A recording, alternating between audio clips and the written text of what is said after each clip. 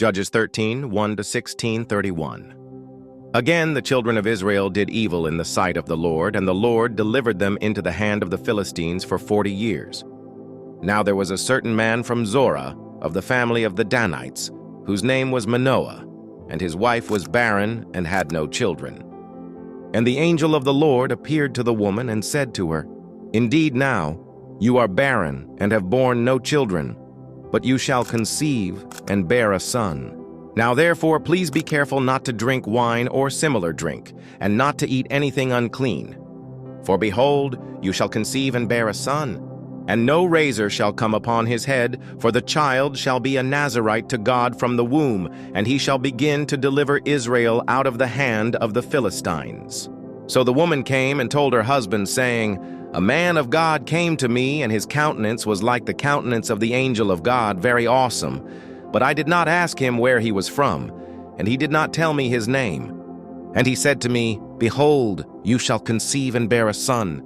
Now drink no wine or similar drink, nor eat anything unclean, for the child shall be a Nazirite to God from the womb to the day of his death. Then Manoah prayed to the Lord and said, O my Lord, please let the man of God whom you sent come to us again and teach us what we shall do for the child who will be born. And God listened to the voice of Manoah, and the angel of God came to the woman again as she was sitting in the field, but Manoah her husband was not with her. Then the woman ran in haste and told her husband and said to him, Look, the man who came to me the other day has just now appeared to me. So Manoah arose and followed his wife. When he came to the man, he said to him, Are you the man who spoke to this woman? And he said, I am. Manoah said, Now let your words come to pass. What will be the boy's rule of life and his work? So the angel of the Lord said to Manoah, Of all that I said to the woman, let her be careful. She may not eat anything that comes from the vine, nor may she drink wine or similar drink, nor eat anything unclean. All that I commanded her let her observe.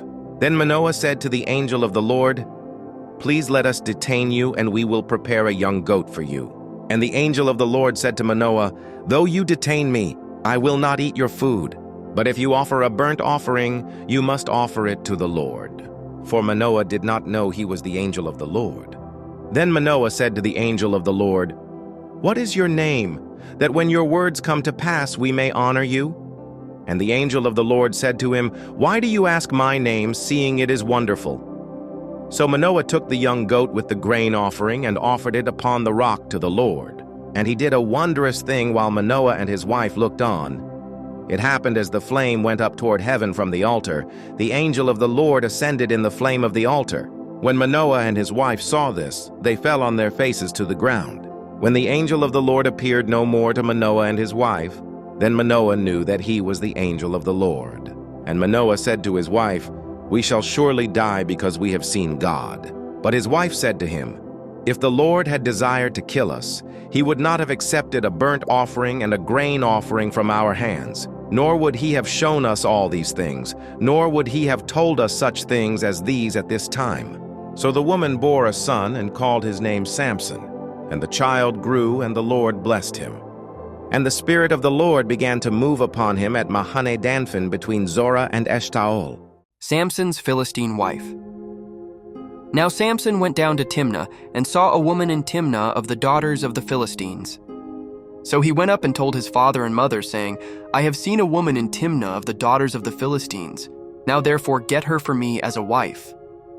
Then his father and mother said to him, Is there no woman among the daughters of your brethren, or among all my people, that you must go and get a wife from the uncircumcised Philistines? And Samson said to his father, Get her for me, for she pleases me well. But his father and mother did not know that it was of the Lord, that he was seeking an occasion to move against the Philistines. For at that time the Philistines had dominion over Israel. So Samson went down to Timnah with his father and mother, and came to the vineyards of Timnah. Now to his surprise a young lion came roaring against him. And the Spirit of the Lord came mightily upon him, and he tore the lion apart as one would have torn apart a young goat, though he had nothing in his hand. But he did not tell his father or his mother what he had done. Then he went down and talked with the woman, and she pleased Samson well. After some time, when he returned to get her, he turned aside to see the carcass of the lion. And behold, a swarm of bees and honey were in the carcass of the lion. He took some of it in his hands and went along, eating. When he came to his father and mother, he gave some to them, and they also ate. But he did not tell them that he had taken the honey out of the carcass of the lion. So his father went down to the woman. And Samson gave a feast there, for young men used to do so. And it happened when they saw him that they brought 30 companions to be with him. Then Samson said to them, "Let me pose a riddle to you. If you can correctly solve and explain it to me within the 7 days of the feast, then I will give you 30 linen garments and 30 changes of clothing. But if you cannot explain it to me, then you shall give me 30 linen garments and 30 changes of clothing." And they said to him, "Pose your riddle that we may hear it." So he said to them, "Out of the eater came something to eat, and out of the strong came something sweet." Now for 3 days they could not explain the riddle. But it came to pass on the 7th day that they said to Samson's wife, "Entice your husband, that he may explain the riddle to us, or else we will burn you and your father's house with fire. Have you invited us in order to take what is ours? Is that not so?" Then Samson's wife wept on him and said, "You only hate me. You do not love me. You have posed a riddle to the sons of my people, but you have not explained it to me." And he said to her, "Look, I have not explained it to my father or my mother, so should I explain it to you?" Now she had wept on him the 7 days while their feast lasted. And it happened on the 7th day that he told her, because she pressed him so much. Then she explained the riddle to the sons of her people. So the men of the city said to him on the 7th day before the sun went down, "What is sweeter than honey? And what is stronger than a lion?" And he said to them, "If you had not plowed with my heifer, you would not have solved my riddle." Then the Spirit of the Lord came upon him mightily, and he went down to Ashkelon and killed 30 of their men, took their apparel, and gave the changes of clothing to those who had explained the riddle. So his anger was aroused, and he went back up to his father's house. And Samson's wife was given to his companion, who had been his best man. Samson defeats the Philistines. After a while, in the time of wheat harvest, it happened that Samson visited his wife with a young goat. And he said, "Let me go in to my wife into her room." But her father would not permit him to go in. Her father said, "I really thought that you thoroughly hated her. Therefore I gave her to your companion. Is not her younger sister better than she? Please, take her instead." And Samson said to them, "This time I shall be blameless regarding the Philistines if I harm them." Then Samson went and caught 300 foxes, and he took torches, turned the foxes tail to tail, and put a torch between each pair of tails. When he had set the torches on fire, he let the foxes go into the standing grain of the Philistines, and burned up both the shocks and the standing grain, as well as the vineyards and olive groves. Then the Philistines said, "Who has done this?" And they answered, "Samson, the son-in-law of the Timnite, because he has taken his wife and given her to his companion." So the Philistines came up and burned her and her father with fire. Samson said to them, "Since you would do a thing like this, I will surely take revenge on you, and after that I will cease." So he attacked them hip and thigh with a great slaughter. Then he went down and dwelt in the cleft of the rock of Etam. Now the Philistines went up and camped in Judah and deployed themselves against Lehi. And the men of Judah said, "Why have you come up against us?" So they answered, "We have come up to arrest Samson, to do to him as he has done to us." Then 3,000 men of Judah went down to the cleft of the rock of Etam and said to Samson, "Do you not know that the Philistines rule over us? What is this you have done to us?" And he said to them, "As they did to me, so I have done to them." But they said to him, "We have come down to arrest you, that we may deliver you into the hand of the Philistines." Then Samson said to them, "Swear to me that you will not kill me yourselves." So they spoke to him, saying, "No, but we will tie you securely and deliver you into their hand, but we will surely not kill you." And they bound him with 2 new ropes and brought him up from the rock. When he came to Lehi, the Philistines came shouting against him. Then the Spirit of the Lord came mightily upon him, and the ropes that were on his arms became like flax that is burned with fire, and his bonds broke loose from his hands. He found a fresh jawbone of a donkey, reached out his hand and took it, and killed 1,000 men with it. Then Samson said, "With the jawbone of a donkey, heaps upon heaps, with the jawbone of a donkey, I have slain 1,000 men." And so it was, when he had finished speaking, that he threw the jawbone from his hand, and called that place Ramath Lehi. Then he became very thirsty, so he cried out to the Lord and said, "You have given this great deliverance by the hand of your servant, and now shall I die of thirst and fall into the hand of the uncircumcised?" So God split the hollow place that is in Lehi Fn, and water came out, and he drank, and his spirit returned, and he revived. Therefore he called its name En-Hakkore Fn, which is in Lehi to this day. And he judged Israel 20 years in the days of the Philistines. Samson and Delilah. Now Samson went to Gaza and saw a harlot there and went into her. When the Gazites were told, "Samson has come here," they surrounded the place and lay in wait for him all night at the gate of the city. They were quiet all night, saying, "In the morning, when it is daylight, we will kill him." And Samson lay low till midnight. Then he arose at midnight, took hold of the doors of the gate of the city and the 2 gateposts, pulled them up, bar and all, put them on his shoulders, and carried them to the top of the hill that faces Hebron. Afterward it happened that he loved a woman in the valley of Sorek, whose name was Delilah. And the lords of the Philistines came up to her and said to her, "Entice him, and find out where his great strength lies, and by what means we may overpower him, that we may bind him to afflict him. And every one of us will give you 1,100 pieces of silver."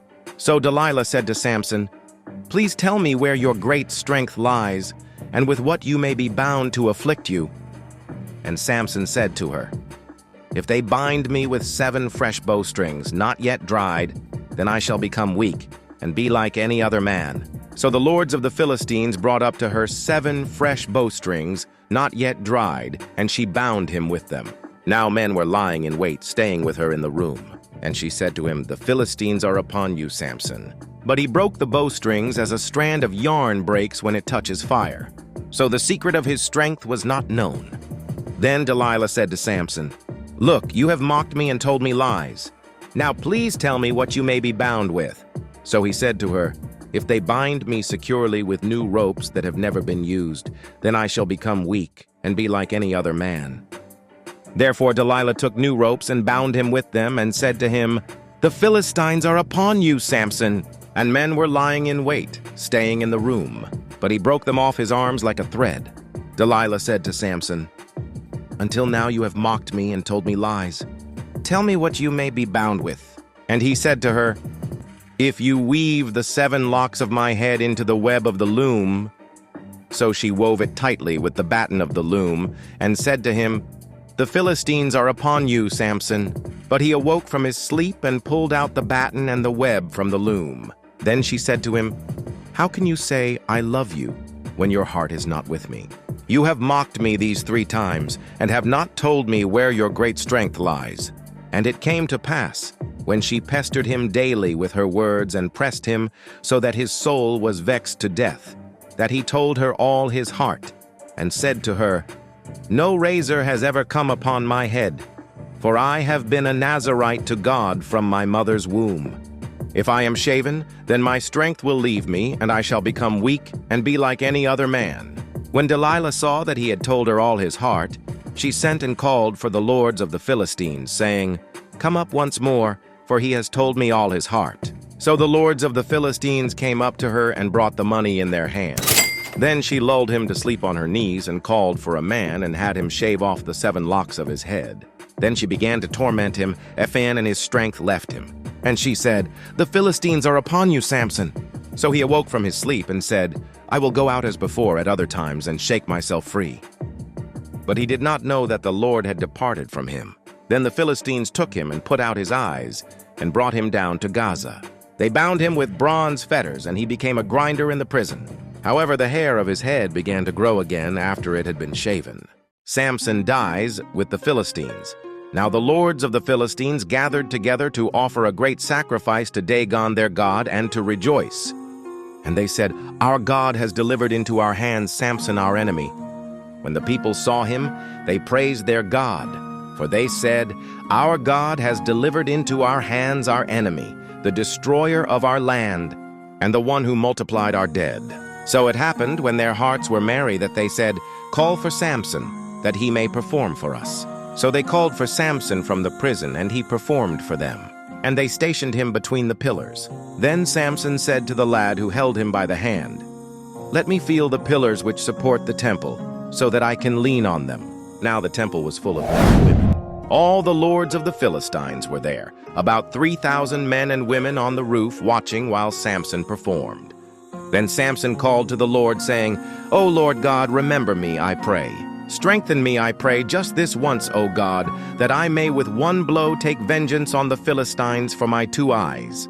And Samson took hold of the 2 middle pillars which supported the temple, and he braced himself against them, one on his right and the other on his left. Then Samson said, "Let me die with the Philistines." And he pushed with all his might, and the temple fell on the lords and all the people who were in it. So the dead that he killed at his death were more than he had killed in his life. And his brothers and all his father's household came down and took him, and brought him up and buried him between Zorah and Eshtaol in the tomb of his father Manoah. He had judged Israel 20 years. Judges 13:1-16:31.